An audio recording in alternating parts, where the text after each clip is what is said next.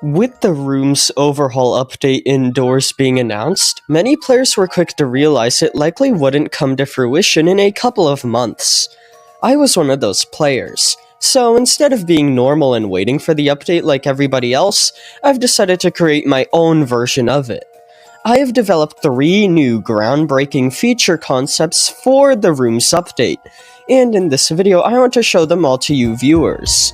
We'll be looking at everything, from concepts to new mechanics, to entirely new entities, such as an A30 creature to fit in with A60, A90, and A120. We have got a lot to discuss today, so with all of that being said, let's begin. Alright, so the very first new feature concept I've created for the room's overhaul update is a brand new entity, and that is A30, also known as Alma. Now, in case you don't know who Alma is, during the backdoor development, a 2D purple humanoid entity resembling the Lookman and Shadow named Alma was leaked to the public. Instead of most 2D entities, who only have one single frame, Alma actually had 4 in total, and when paired together they formed a wriggling animation, where the entity rapidly moves around their arms and tentacles. Alma was never added to the game in the backdoor update, but now I think it's time to give them a spot indoors in the form of a new entity in the room's overhaul update, that being A30. Now, as I'm sure you are aware, the room's subfloor throws a new entity at your face every 30 rooms, starting at room 60, which is A60, then room 90, which is A90, and then finally room 120, which has A120. There doesn't currently exist an A30 in-game, and that makes the first 30 rooms of the subfloor kind of boring, as there are no threats to face. So I aim to fix that with Alma, whilst retaining consistency with all the other entities in the subfloor. Now, it appears that each new entity introduced in the rooms is meant to be more challenging than the last, and that means Alma has to be somewhat easier to deal with than A60, as they would appear around door 30. Now, that naturally brings the issue of how Alma would function, and that's because A60 is the rush of the room's subfloor, making them extremely easy to avoid. So how do we get easier than that? Well, I think I've come up with a solution. Here's my idea. Around door 30, you'll periodically be able to find Alma, also now known as A30, in the subfloor. They are normally harmless, however, if you happen to shine any light on them, they will provide 3 debuffs. For one, they will stun your light source, meaning it won't be able to emit light for the next few seconds. On top of that, they'll also take away a chunk of durability from that light source, and even on top of that, aggravating Alma would speed up the natural darkness of the subfloor as a whole. In case you forgot, upon entering the rooms, the subfloor is well lit, but over the course of the gameplay it slowly darkens until it's completely pitch black. Angering Alma would speed up that process a little bit. This entity adds a nice introductory threat to the subfloor, as although they can't damage you, they provide a range of weaknesses if you provoke them, something which can easily be avoided by just turning off your light source in their vicinity, and that's why I think they would fit well as A30.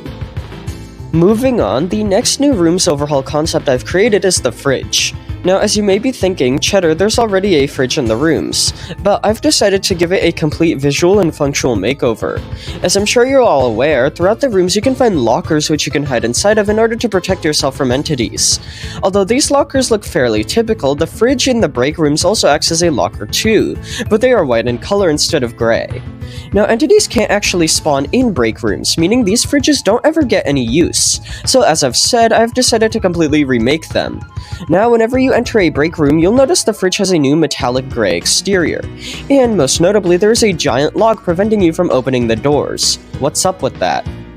Well, every time you come across a fridge now, it won't act as a hiding spot, but instead it'll be a unique type of locked container.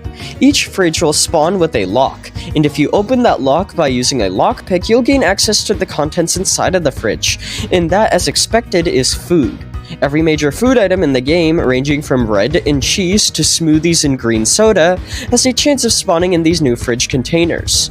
In fact, very rarely, you may even be lucky enough to find a donut in one of these, making these new fridges a secondary way to obtain the dough badge.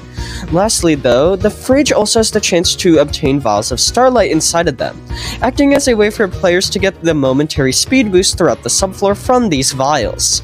I just think it'd be really cool if specialized containers with a specific themed loot pool were added to doors, and the fridge spawning only food items just seems like the perfect fit for that role. Anyways, the final new room's overall feature I've created is a completely unique structure, which I call the transfer beacon. Essentially, with the release of a rooms update, it's assumed that the subfloor will actually gain a quality progression system, such as periodic bosses and multiple more new threats the farther you progress. This creates the dilemma of if the premature exits that periodically spawn are even worth keeping after the update releases, as that means players aren't forced to experience all of the new content added. So I propose that instead of finding exit doors every so often in the subfloor, they would all be replaced with these new transfer beacons. Now, with this big of a change, the replacement has to be worth implementing. So how will these things even function? Well, these structures act as teleporters. Each time one is found, players can interact with it to teleport several rooms ahead of them, and the room they'll be transferred to is indicated on the door plate on top of the transfer beacon. The exact room number players will be teleported to will always be randomized in each run, so it could range from 5 to something like 50 rooms ahead. But the main purpose of these structures, in addition to forcing players to just not quick through a premature exit so they can experience the overhaul more, is to make A1000 feel less like a drag. The developers have stated how they want to make A1000 more engaging, but new threats and entities in the later rooms can only go so far. It takes nearly 2 hours to reach A1000 normally, so there should definitely be a way to skip some of that, and the transfer beacons offer just that solution. I will say though, and I should have mentioned this earlier, is that all of these new rooms overhaul features have a more modern appearance, and that's because with this update, they're going to get a more modern appearance. All the rooms are going to be overhauled to look like the rest of the game, so I just wanted to make these concepts fit in with that. Naturally, with the introduction of something like this, some of the badges would need to be changed to fit this new edition, and that's why I think if something like this were implemented, the normal badge for escaping the rooms through a premature exit would be replaced with one for using a transfer beacon for the first time. The current A1000 badge would be replaced by one obtained for completing the subfloor without using a single transfer beacon, as that way its difficulty and rarity are sustained, and an entirely new A1000 badge should be created to incentivize players to actually play the new rooms overhaul to its completion, and this one would allow the usage of transfer beacons. Anyways, those were all of my concepts for the upcoming rooms update indoors. Sure, some of them reuse old ideas in a new way, but something like the transfer beacon is completely unique, which I think is pretty cool. So, with all of that being said, let me know in the comments what you think of all of these concepts, as well as if you want to suggest any of your own. And thank you all for watching, and I hope you enjoyed.